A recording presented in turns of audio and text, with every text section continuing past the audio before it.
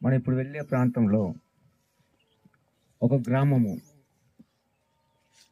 దేవుడు అంటే తెలియని గ్రామం.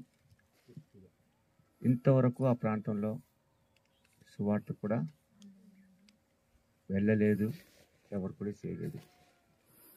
మొట్టమొదటి మనం వెళ్ళే గ్రామము అదొక ప్రత్యేకమైన ఆచారం కలిగి, ప్రత్యేకమైన ఒక భక్తి శ్రద్ధలతో, ఎంతో దేవుడు అంటే భయము భక్తి కానీ నిజమైన భక్తి చేస్తామని వాళ్ళు ఉదయం తెల్లారుజామున లేచి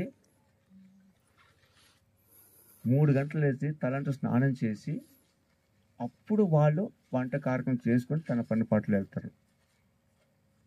రెండోది ఏంటంటే, ఇప్పుడైతే కొంత జనరేషన్ మారింది.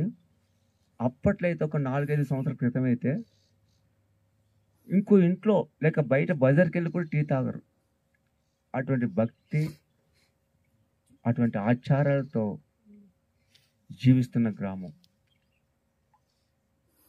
అటువంటి గ్రామానికి ఎలా సువార్త చెప్పాలి? వాళ్ళకి నొప్పించకూడదు, వాడు బాధ పెట్టకూడదు, దేవుడి ప్రేమ చూపెట్టాలి. యేసయ్య ఎంత గొప్ప దేవుడు, మన జీవితంలో ఏ విధంగా దేవుడు మేలు చేశాడు, మన బ్రతుకుని ఎలా మార్చాడు, మేము ఎక్కడ ఉండేవాళ్ళం, ఏ చోట నుంచి వచ్చాం, అక్కడ పరిస్థితులు ఏంటి, అలాంటి మా జీవితాన్ని మార్చిన దేవుడు మీ జీవితాలు మారుస్తారు, మీరు బ్రతుకులు మారుస్తారు, మిమ్మల్ని ఆశీర్వదిస్తారు. మన బ్రతుకును మార్చిన ఆ మార్గమే, ఆ ప్రేమ అక్కడ చూపెట్టాలి. రెండో గ్రామం ఉరుముల. ఆ గ్రామము ఎప్పటి నుంచో దగ్గర 20 సంవత్సరాల క్రితం నుంచి మందిరం కట్టబడింది, అంతా క్రైస్తవులతో నింపబడింది. వాళ్ళు చుట్టుపక్కల గ్రామాలకు వెళ్ళి సువార్త కూడా ప్రకటిస్తారు, సంఘాలు కూడా నడిపిస్తున్నారు. అటువంటి గ్రామంలో ఏ విధంగా సువార్త చేయాలి? ఒక మాట చెప్తాను. దేవుడు అంటే తెలియని ప్రాంతానికి వెళ్ళి మనం సువార్త ప్రకటించవచ్చు, అది ఎక్కడైనా సహజం. దేవుడు తెలిసిన గ్రామంలో, దేవుడు తెలిసిన ప్రజల దగ్గర సువార్త ప్రకటించడం సులువా? ఎవరి దగ్గర కష్టం?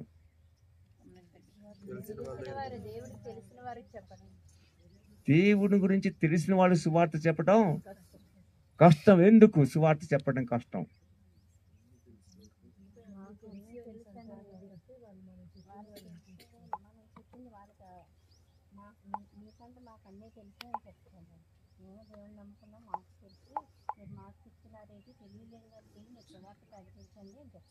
అదే క్వశ్చన్ మనకు వస్తుంది. ఇప్పుడు వెళ్ళేప్పుడు ఏంటి వస్తుందండి? దేవుడు అంటే మాకు తెలుసు, మేము వాళ్ళకి చెప్పుకుంటున్నాం, వాళ్ళ సువార్త అక్కడ సంఘాన్ని నడిపిస్తున్నాం, మీరు మాకు చెప్పడం ఏంటి, మీరు మా గ్రామానికి రావడం ఏంటి?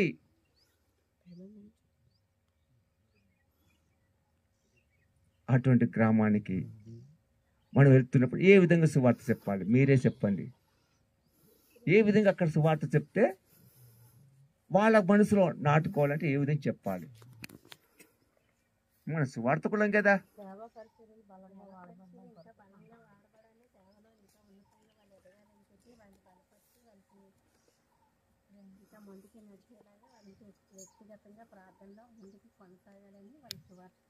ప్రోత్సహించాలి. మీకు దేవుడు అంటే తెలుసు, వాక్యము తెలుసు, పాటలు తెలుసు, సువార్త చెప్పి సంఘాలకు నడుపుతున్నారు. మిమ్మల్ని ప్రోత్సహించడానికి కోసమే వచ్చాం, మిమ్మల్ని బలపరచడం కోసం వచ్చాం, మిమ్మల్ని ఇంకా ముందుకు. అందుకే మేము అన్యులము, ఎక్కడో సింహాచల ప్రాంతంలో అన్యులము, ఆ సహవాసం నుంచి మాకు నడిపించే దేవుడు అదిగో మమ్మల్ని నడిపించడం మీ దగ్గర, మిమ్మల్ని ప్రోత్సహించడం కోసం, మిమ్మల్ని బలపరచడం కోసం మీ దగ్గర వచ్చాము.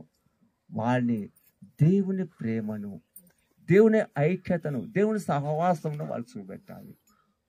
ఇప్పుడు సంఘం అంతా మీరంతా వచ్చారు, ఒక ఐక్యత, ఒక కట్టుబాటు, ఒక నమ్మకం, ఒక ప్రేమతో ఇలా వచ్చారు. ప్రతి సంఘంలో, ప్రతి చోట ఈ ఐక్యత, ఈ సహవాసం, ఈ ప్రేమ ఉండాలి. ఇదే మన సువార్త. మన సువార్త ఏంటండి? సువార్త ఏంటండి? సువార్త అంటే ఏంటి? అందరం ఒక కుటుంబంగా యేసుక్రీస్తు రక్తంతో కడగబడిన మనమందరము, యేసుక్రీస్తు రక్తంతో కడగబడిన మందరం కుటుంబము. ఈ కుటుంబంగా మనం ఒకరికొకరు ప్రోత్సహించుకోవాలి, ఇంకా బలపరుచుకొని మీ సన్నిధికి వచ్చాము.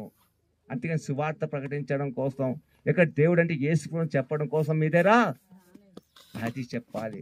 లేకపోతే వాళ్ళు వెళ్ళాక ఎవరినో కొన్ని అడుగుతారు, నన్నే కాదు మిమ్మల్ని కాదు ప్రతి ఒక్కరిని అడుగుతారు. మేమే సువార్త ప్రకటిస్తున్నాం, మేమే అక్కడ సంఘాన్ని నడుపుతున్నాం, మీరు చెప్పడం పెట్టి మా దగ్గర రావడం పెట్టి అని అడిగేవాళ్ళు చాలామంది ఉన్నారు.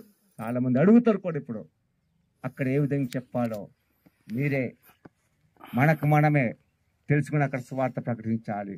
అక్కడ వాళ్ళు రాగా జీవితంలో మార్పు కావాలి, కుటుంబంలో ఐక్యత కావాలి, కుటుంబంలో ఒక ప్రేమ సమాధానం కావాలి, ఒక ఆనందం కావాలి, తృప్తి కావాలి.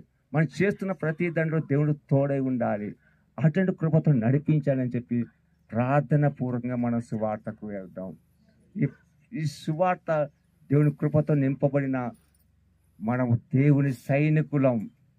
ఎవరండి మనం? యేసే సైనికులం. కాబట్టి ముందుకు యెహోషువ యెరికో గోడను బద్దలు కొట్టినట్టే మనమును ఈ ప్రాంత ప్రజల రక్షణ కొరకు ముందుకు సాగుదాం. దేవుని అటువంటి కృప మనకు అందరికి అనుగ్రహించును గాక.